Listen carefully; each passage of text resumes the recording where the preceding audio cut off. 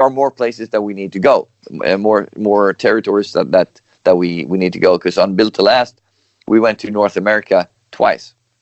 We went to North America 4 times in 20 years or something before that. So for us, it's a big thing to go there 2 years in a row. So there are territories that we need to go to. We can't really do that 6 to 8 months break before, to songwriting break anymore. And I wasn't ready for that when Built to Last was done. So the last couple of months before the recordings of Built to Last was really stressful. I hated it. I didn't enjoy any of it. And normally I really enjoy writing songs because I love what I do. I really love the music that I write. But for Built to Last, I didn't have a chance to savor it. I didn't have a chance to listen to it, to understand the music. It was because it was so stressful. I needed to finish the songs before the recording. I just finished the song and then shipped it off to Joachim and then worked on the next one. And I desperately wanted to avoid that for the next album. So I started writing songs a lot earlier. And I also started writing songs on tour, which has, if you asked me this, 2-3 years ago, I would have said never in my wildest dreams will I ever ever do that. I can't do that. It's impossible for me. But what I didn't really count on was that being on stage is a really big adrenaline rush. And you can actually channel that adrenaline rush into writing songs. So this is what I did. I brought my sort of songwriting kit, which basically is a small guitar, a laptop with Pro Tools on it, and an interface, and that I can bring anywhere with me. I got a guitar called a traveler's guitar, which is small enough to fit in a suitcase, so I can bring that anywhere. I brought that on vacations with my family too, and I think I wrote about half of at least 50 to 60% of my things for the album I wrote outside of my home, which is, I thought I could write only inside of my home. Everything should have been written there. But this was a great way of expanding your horizons and challenging yourself a little bit. And I felt really good about that. It turned out fantastic. I was very productive. So it was a beautiful experience this time. Nice. If you want to have an introduction to us, pick 3 songs. If we would like to discover Dominion album, give us 3 tracks you would let us hear first. This is a really cool question. I just the thing with this album in particular is that all of the songs are very different. You can't say that this is a song that sounds like any other song. I mean, sure, there are fast songs, but they all differ in context, really. But I think 3 songs that describe the album well are Never Forgive, Never Forget, We Make Sweden Rock, and just to get the balance, the ballad, Second to One. Second to One. Okay. We have seen so many videos of Hammerfall killing it in the circuit of Summer Festival that it's easy to think the new album and the tour will be a landmark. How do you feel so far about this new season for Hammerfall? Well, I think Hammerfall has never been better live than we are right now. This is the best version of Hammerfall that you've ever seen, and I think there's a lot of reasons for that. But we have done more shows in the last couple of years than we've done ever before, and that's, of course, you play a lot, you get synced together a lot as well. But it's also a matter of the level of intensity that we bring. I think it's sort of like when we had a little bit of a break before Revolution.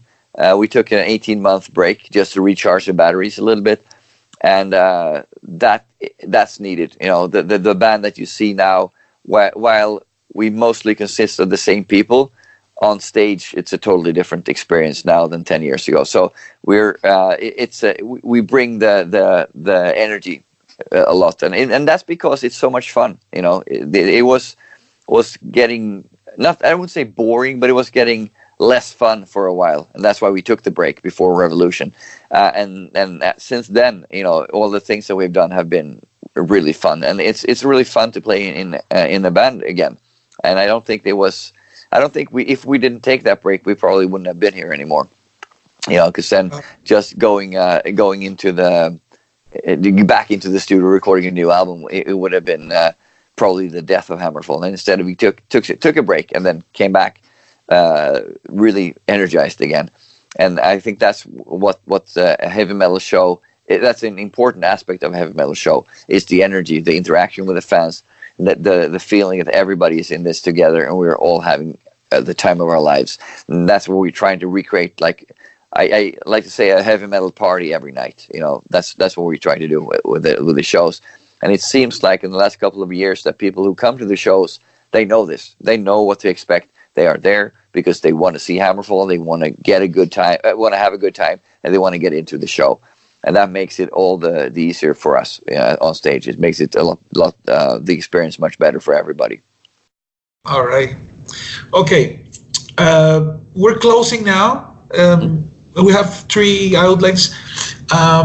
Musically, and if you want to share a bit further, but first off, musically, what is the difference from that Oscar-dronjak today, 2019, and that guy sitting in 93 in front of the control desk in this console recording your first album? Night and day in many ways. It was actually recorded in September 1992 already. It just came out in 93. I mean, in the core, I'm probably the same person I've always been. I think I didn't change that much in that respect. But as far as maturity, it's night and day. I was 20 years old at that time, but I felt like 14 until I turned 40. Basically, that's been my just the way I've been. I've been feeling a lot younger and a lot more immature, because those things go together. If you feel young, it's great. But if you also are immature, it's not so great. But you can't really have one without the other, I don't think. So it's been, for me, a long road since then. And I'm sure that there are many things I would recognize and about myself and feel are similar. But as a whole, that this is almost 30 years, not quite 27, 28 years ago. But I think that the young version of me would be really proud of what I've accomplished. All right. Do you read? A lot, yes. Okay. I heard that you have a song inspired by Game of Thrones Before the Hype, right? If I'm not wrong. Yeah, we have. We have song titles that I took from the Song of Ice and Fire many years before it became a television series. So yeah, I read the books, all of them that were available before, years before the series.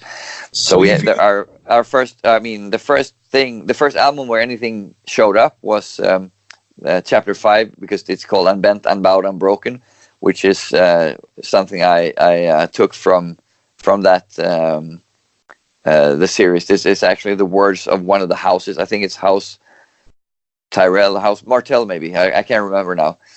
It was unbent, unbroken, unbowed, I think, or I just flipped the words around. But yeah, so yes, for sure, we had many song titles. Dark Wings, Dark Words is another one. Before that, and a lot of inspiration from that, from the books before it became series. All right. So, if you're a good reader, shoot us 3 books. Read this 1, 2, 3. One book that I didn't. I mean, I've read the author of A Song of Ice and Fire is called George R.R. Martin, and he's written, I don't know how many books, many books, and I read almost all of them. But I found one last year which I hadn't read, or 2 years ago maybe. It's called Tough Voyaging, TUF Voyaging. It's a science fiction, it was extremely good. I didn't have any high hopes because I didn't know what it was really when I found it, but it's one of those books I couldn't put it down. It was really, really well written, as almost everything he's done is. So Tough Voyaging, definitely check it out. I'm reading one right now, which is called, I believe, The Wanderer, I think. I can't remember the author now.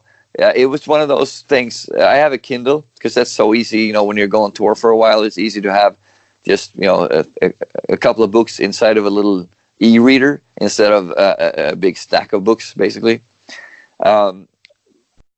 But that one, I only read about 10% of it, but it seems like this is going to be a really, really good one. Please don't go away. I have to shut that up. Okay.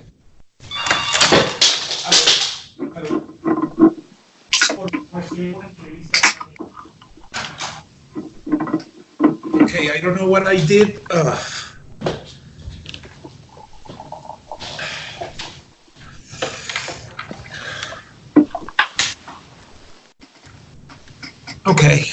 Okay.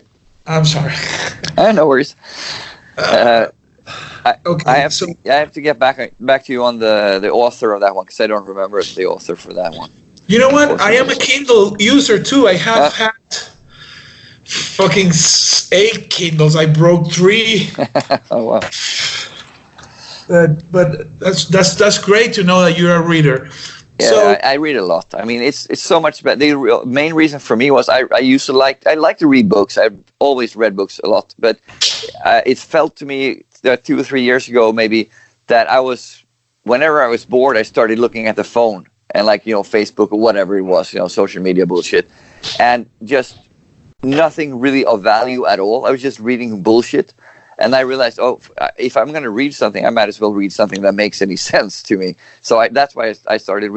I bought a Kindle. I read it all the time now, and I was just reading it when you called. Actually, the first time I was reading The Wanderer book.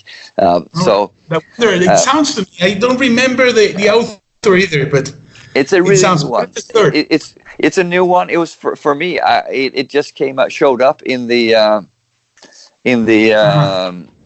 like recommended for you books. I check those out sometimes, and I just read about it a little bit. This seems like something I would enjoy. I'm a huge Stephen King fan, and this book had a lot of comparisons to him. And normally that's not always a great thing because you can't do if you do Stephen King. Stephen King is Stephen King. Only he can do that, obviously, But if you are inspired by him or in the same vein, I'm always interested,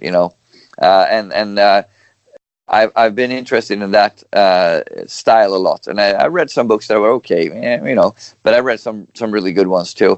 And one book that I didn't know, I was searching for books in the style of Stephen King, like Googling, and this author called Joe Hill came up. It's like, okay, well, why not? I'll try him. So I bought one of his books. I think it was called Horns. Like horns. And I read it just for a couple of